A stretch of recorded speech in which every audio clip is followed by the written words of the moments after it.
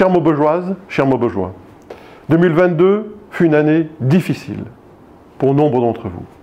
La crise de l'énergie, avec la hausse du carburant, de l'électricité, du gaz, du fioul, l'inflation galopante qui touche plus durement notre territoire, dont le revenu par habitant est si bas, et le plus bas de France.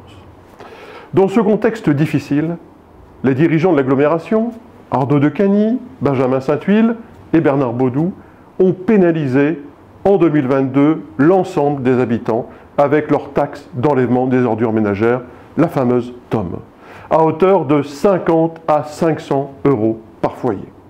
Je fus le seul élu maubeugeois à s'y opposer. En 2022, nous avons dénoncé les projets d'un maire qui ne respecte pas notre patrimoine naturel et qui ne cesse de le détruire, comme ici, Place des Nations, où ce fut un véritable massacre de notre patrimoine arboré.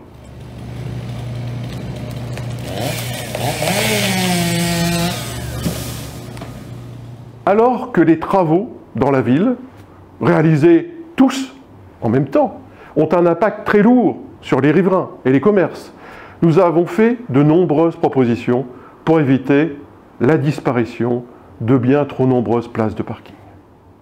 Proposition de création de places derrière l'ancienne CAF, place de Wattignies, mais aussi au niveau de la place Vauban, toutes rejetées d'un revers de la main par la majorité municipale. Nous avons également mené un combat contre la disparition du centre de Tri-Sombrien et sa délocalisation dans le Vaucénois. Projet soutenu par le trio Decany, Sainte-Huile et Baudou, qui coûtera des centaines d'emplois au territoire. Chaque emploi est vital dans notre territoire. Prendrez-vous la responsabilité, vous, maires, adjoints, conseillers municipaux, de la perte de plus de 300 emplois sur le territoire à terme? Je voterai donc contre cette délibération et je vous invite, mes chers collègues, à en faire tout autant. En 2023, nous continuerons à défendre le principe d'une politique bienveillante, plus juste et au plus proche des préoccupations de nos habitants. Vous défendre, c'est du concret. Nous avons par exemple réussi à faire bouger les lignes. Avec Fabrice Decapper, nous nous sommes battus pour que le ramassage du verre soit conservé à domicile. Et ce fut le cas grâce à vous et à votre mobilisation suite à notre sondage.